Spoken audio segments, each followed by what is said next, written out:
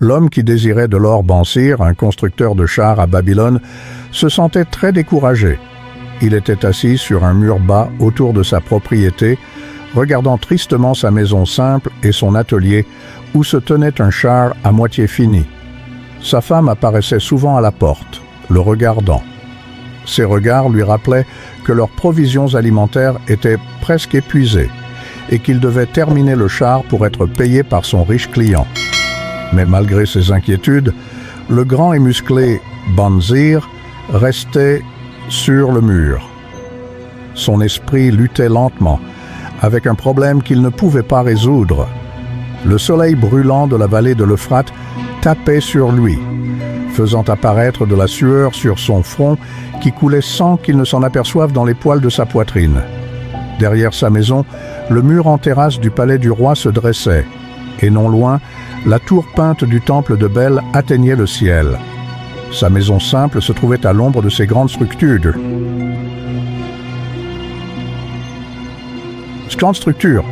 Aux côtés de nombreuses autres maisons moins propres. Babylone était un lieu de splendeur et de pauvreté, où la grande richesse et la misère extrême coexistaient à l'intérieur des murs de la ville. Si Bansir s'était retourné, il aurait vu les bruyants chars des riches repoussant les commerçants et les mendiants. Même les riches devaient céder le passage aux longues files de porteurs d'eau esclaves en mission royale, chacun portant une lourde peau de chèvre remplie d'eau pour les jardins suspendus. Bansir était trop absorbé dans ses pensées pour remarquer la ville animée autour de lui. Il ne fut tiré de sa rêverie que par le son d'une lyre familière. Il se retourna et vit son meilleur ami, Kobi, le musicien, lui souriant. « Que les dieux te bénissent généreusement, mon bon ami, » dit Kobi avec un salut élaboré. « Il semble qu'il t'ait déjà tellement comblé que tu n'as plus besoin de travailler. Je célèbre ta bonne fortune et j'aimerais en profiter. S'il te plaît, prête-moi 2 cycles jusqu'après le festin des nobles ce soir. Ils ne te manqueront pas avant d'être rendus. » « Si j'avais 2 cycles, répondit Bansir d'un ton morose, je ne pourrais les prêter à personne, pas même à toi, mon meilleur ami, car il serait toute ma fortune. Personne ne prête toute sa fortune, pas même à son meilleur ami. « Quoi ?» s'exclama Kobi, véritablement surpris. « Tu n'as pas un cycle dans ta bourse et pourtant tu restes assis comme une statue sur un mur. Pourquoi ne pas finir ce char? Comment satisfais-tu ton appétit? Cela ne te ressemble pas, mon ami. Où est passée ton énergie sans fin? Quelque chose te tracasse? Les dieux t'ont-ils apporté des soucis? Ce doit être un tourment des dieux, admit Bansir. Cela a commencé par un rêve étrange, où je me croyais un homme riche. J'avais une belle bourse lourde de pièces. Il y avait des cycles que je donnais librement aux mendiants, des pièces d'argent pour acheter de belles choses pour ma femme et tout ce que je désirais, et des pièces d'or qui me faisaient me sentir en sécurité et sans crainte de dépenser l'argent. Je ressentais un merveilleux contentement. Tu ne m'aurais pas reconnu, ni ma femme, qui était à nouveau la jeune mariée souriante de nos débuts. Un rêve agréable, en effet, commenta Kobi. Mais pourquoi de tels sentiments heureux te font-ils rester assis comme une statue morose sur le mur? Pourquoi, en effet? Parce que quand je me suis réveillé et que je me suis souvenu à quel point ma bourse était vide, j'ai ressenti un fort sentiment de rébellion. Parlons-en, car nous sommes dans le même bateau. Enfants, nous allions ensemble chez les prêtres pour apprendre la sagesse. Jeunes hommes, nous avons partagé des plaisirs. En tant qu'hommes mûrs, nous avons toujours été de proches amis. Nous avons travaillé dur et dépensé librement nos gains. Nous avons gagné beaucoup au fil des années, mais nous ne connaissons les joies de la richesse qu'à travers des rêves. Sommes-nous plus que de stupides moutons? Nous vivons dans la ville la plus riche du monde, entourés de richesses, et pourtant, nous n'avons rien. Après des années de travail acharné, Tu me demandes de te prêter 2 cycles jusqu'après le festin, et je dois admettre que ma bourse est aussi vide que la tienne. Quel est le problème? Pourquoi ne pouvons-nous pas acquérir de l'argent et de l'or, plus qu'il n'en faut pour la nourriture et les vêtements? Pense à nos fils, poursuivit Bansir. Devraient-ils, ainsi que leurs familles, vivre toute leur vie au milieu de tant de richesses, et pourtant, comme nous, se contenter de lait de chèvre aigre et de bouillie? Jamais au cours de toutes ces années d'amitié tu n'as parlé ainsi, dit Koby, intrigué. Jamais au cours de toutes ces années je n'ai pensé ainsi auparavant. Du lever au coucher du soleil, j'ai travaillé à construire les meilleurs chars de Babylone, espérant que les dieux me récompenseraient par la prospérité. Ils ne l'ont jamais fait. Maintenant, je me rends compte qu'ils ne le feront jamais. Alors mon cœur est triste. Je veux être un homme fortuné.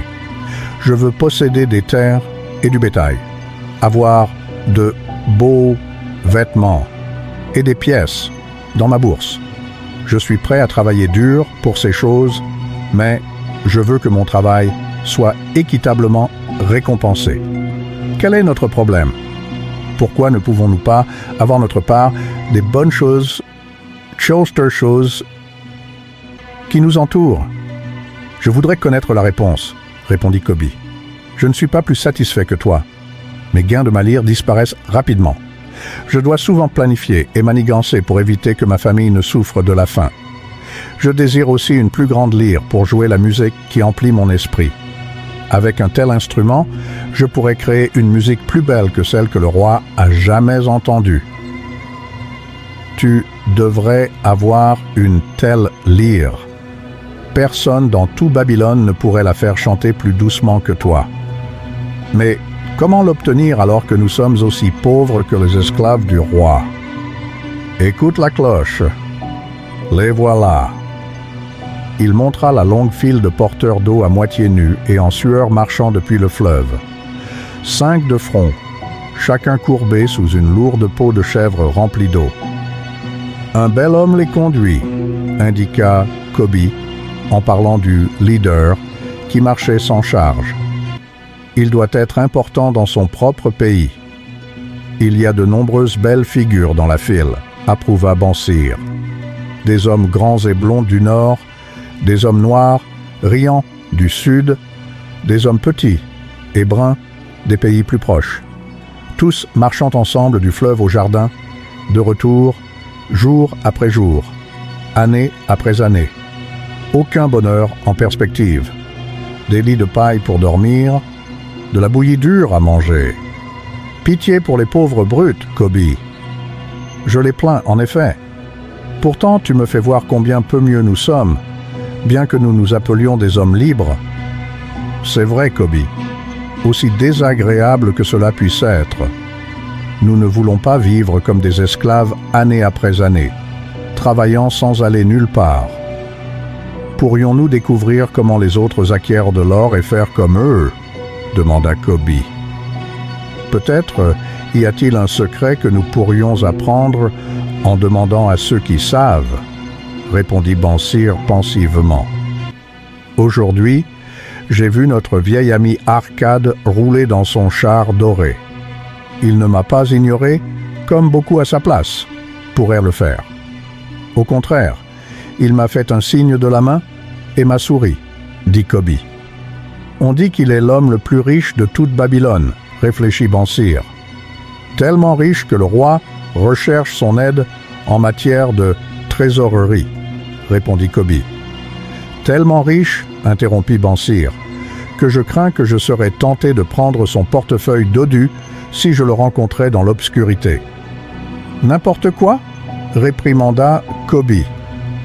La richesse d'un homme ne se trouve pas dans sa bourse. Une bourse dodue se vide rapidement s'il n'y a pas de revenu pour la remplir. Arkad a un revenu qui maintient sa bourse pleine peu importe combien il dépense. Revenu, c'est ça, s'exclama Bansir. Je veux un revenu qui continue de couler dans ma bourse, que je sois assis sur le mur ou en voyage. Arcade doit savoir comment un homme peut se faire. Merci d'avoir regardé. Si vous avez apprécié cette histoire, n'hésitez pas à nous donner un coup de pouce et à partager vos réflexions dans les commentaires. N'oubliez pas de vous abonner à notre chaîne pour découvrir des histoires plus fascinantes et une sagesse intemporelle. Appuyez sur l'icône en forme de cloche pour rester informé avec nos dernières mises en ligne. En attendant la prochaine fois, restez curieux et continuez à explorer.